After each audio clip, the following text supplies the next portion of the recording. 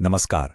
राजनीति में जीत सिर्फ नारों से नहीं मिलती, वो मिलती है आंकड़ों को समझने से, जमीन की आवाज सुनने से।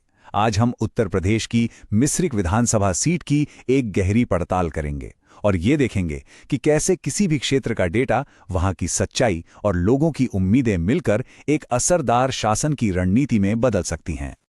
तो इस सफर में हम सबसे पहले मिश्रिक की जमीनी हकीकत को जानेंगे, फिर आंकड़ों की कहानी समझेंगे। उसके बाद 3 दशकों के जनादेश के उतार चढ़ाव को देखेंगे और जनता की असल मांगे सुनेंगे।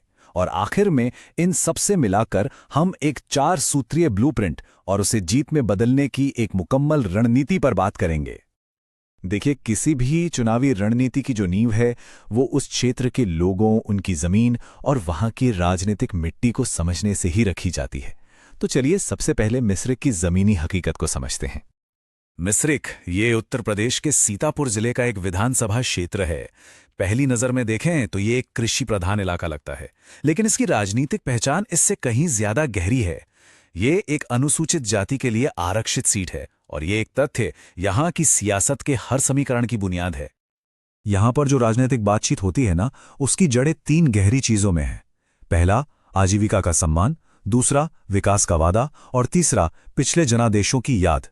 ये सिर्फ वोटों का खेल नहीं है, ये लोगों के आत्मसम्मान और उनके भरोसे का सवाल है। हमारे संविधान की बुनियाद भी तो यही कहती है कि हर व्यक्ति को सम्मान से जीने का अधिकार है और जानकारी के आधार पर अपनी बात रखने की जिम्मेदारी भी। जब ये दोनों चीजें मिलती हैं, तभी लोकतंत्र मजबूत होता है। तो चलिए अब जमीन की भावना से हटकर ठोस आंकड़ों की तरफ चलते हैं। देखते हैं कि मिश्रिक के नंबर्स क्या कहानी बताते हैं। देखिए, हर रणनीति की शुरुआत सच्चाई को स्वीकार करने से होती है और 2022 के चुनाव नतीजे वही सच्चाई हैं। 11,465 ये 2022 के चुनाव में जीत और हार के बीच का फासला था। यह सिर्फ एक नंबर नहीं है, ये उन लोगों की आवाज है जिन्होंने नतीजा तय किया। सियासत में हर एक वोट की अपनी कहानी होती है, अपनी कीमत होती है। 2022 में वोटर टर्नआउट था लगभग 61.6%। इसका मतलब 100 में से करीब 62 लोगों ने अपनी राय जाहिर की। लेकिन असली कहानी उन लगभग 40% मतदाताओं में छिपी है जो वोट डालने आए ही नहीं। उनकी ये चुप्पी, क्या ये नाराजगी है, उदासीनता है या फिर किसी बेहतर विकल्प का इंतजार? ये समझना किसी भी दल के लिए बहुत जरूरी है। और अब शायद सबसे अहम आंकड़ा 38.3%। ये यहां की आबादी में अनुसूचित जातियों का हिस्सा है। ये मिश्रिक का सबसे बड़ा और सबसे महत्वपूर्ण वोटिंग ब्लॉक है। यहां की राजनीति की धुरी यही समुदाय है और इनकी आवाज को सुने बिना कोई भी दल यहां जीत का सपना नहीं देख सकता। ये डैशबोर्ड देखिए, पूरी तस्वीर साफ हो जाती है। बीजेपी को मिले 41.15% वोट और सपा गठबंधन को 35.97%। इसका सीधा सीधा मतलब है कि नतीजा बदलने की चाबी सिर्फ 6% वोटों के स्विंग में है, यानी लगभग 11 से 12,000 वोट। पूरी लड़ाई इसी 6% के लिए है। यही वो लक्ष्य है जिस पर किसी भी रणनीति को केंद्रित होना होगा। लेकिन ये आंकड़े एक दिन में नहीं बने। इन्हें समझने के लिए हमें मिश्रिक के पिछले 3 दशकों के राजनीतिक मौसम को देखना होगा, क्योंकि हर चुनाव पिछले चुनाव की जमीन पर ही लड़ा जाता है। इस टाइमलाइन में मिश्रिक की पूरी राजनीतिक यात्रा दिखती है। 1993 से समाजवादी पार्टी का एक लंबा दौर शुरू हुआ, जो 2007 में 48% वोट शेयर के साथ अपने चरम पर था। 2012 में जीत तो मिली, पर बसपा ने कड़ी टक्कर दी। फिर आया 2017 का तूफान, जब सपा का वोट बैंक बिखर गया और बीजेपी की एक नई लहर उठी। और 2022 में बीजेपी ने अपनी उस पकड़ को और मजबूत कर लिया। और ये बार चार्ट उस बदलाव को और भी साफ दिखाता है। देखिए, 2007 में सपा का बार 48% पर है, जबकि बीजेपी लगभग अदृश्य है। 2017 तक पासा पूरी तरह पलट चुका है। सपा का वोट शेयर गिरता है और बीजेपी का उछलकर 39.3% पर पहुंच जाता है, जो 2022 में बढ़कर 41.2% हो गया। यह सिर्फ आंकड़ों का खेल नहीं है, यह सत्ता के हस्तांतरण की एक विजुअल कहानी है। हमारे विश्लेषण का एक बहुत महत्वपूर्ण निष्कर्ष है, वो ये कि यह अस्थिरता सपा समर्थक अनुसूचित जाति और ओबीसी के छिपे हुए समर्थन का संकेत देती है, जिसे सही पहुंच और बंटवारे को पाटकर फिर से सक्रिय किया जा सकता है। सीधे शब्दों में कहें तो ये वोट हमेशा के लिए खत्म नहीं हुए हैं, वो बस सही रणनीति और सही नेतृत्व का इंतजार कर रहे हैं। अब पार्टियों की राजनीति से हटकर उस आवाज को सुनते हैं जो सबसे ज्यादा मायने रखती है, जनता की आवाज। लोग चाहते क्या हैं? उनकी समस्याओं को समझना ही किसी भी नेता के लिए असली जनादेश है। सबसे बड़ी और सबसे ज्वलंत समस्या है कृषि संकट। फसलों की कम कीमतें, सरकारी खरीद में अनिश्चितता और सिंचाई की कमी ने किसानों की कमर तोड़ दी है। उनकी मांग सीधी है, एमएसपी की गारंटी और पानी का इंतजाम। ये उनके अस्तित्व का सवाल है। दूसरी बड़ी चिंता है रोजगार और आजीविका। गांव में बेरोजगारी, खासकर युवाओं के बीच, एक बहुत बड़ी चुनौती है। वो सिर्फ नौकरी नहीं, बल्कि अपने ही गांव के पास कौशल विकास केंद्र और छोटे कारोबार के लिए मदद चाहते हैं, ताकि उन्हें पलायन ना करना पड़े।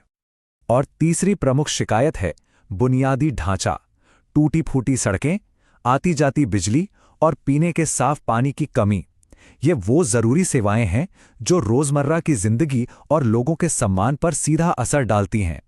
ये विकास के वादे नहीं, ये जीवन की बुनियादी जरूरतें हैं। इन सभी शिकायतों को हम एक वोटर हीट मैप पर देख सकते हैं। अब ये हीट मैप क्या है? ये एक रणनीतिक टूल है जो ये बताता है कि कौन से मुद्दे लोगों के लिए सबसे ज्यादा मायने रखते हैं, किन मुद्दों की तपिश सबसे ज्यादा है। ये किसी भी अभियान को भटकने से बचाता है और सीधे जनता की आवाज पर फोकस करने में मदद करता है। तो अब तक हमने समस्याएं समझ लीं, अब आते हैं समाधान पर। एक ठोस ब्लूप्रिंट की जरूरत है। हमने इसे चतुर्मुख सिद्धांत नाम दिया है, मतलब एक ऐसी रणनीति जिसके 4 चेहरे हैं, जो हर दिशा से चुनौतियों का सामना करने के लिए एक पूरा ढांचा पेश करती है। इस रणनीति की बुनियाद इस स्वॉट विश्लेषण पर टिकी है। ताकत क्या है? लगभग 38% का मजबूत अनुसूचित जाति आधार। कमजोरी 2017 में वोटों का भारी नुकसान। अवसर मौजूदा सरकार के खिलाफ सत्ता विरोधी भावना।